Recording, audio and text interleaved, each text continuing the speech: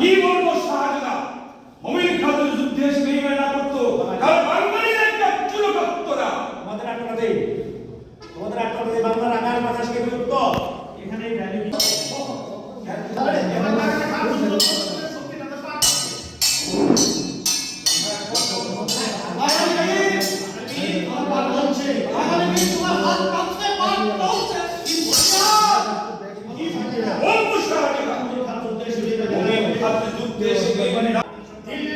স্বর্ণের গতিবিধির সন্ধান পেয়েছি,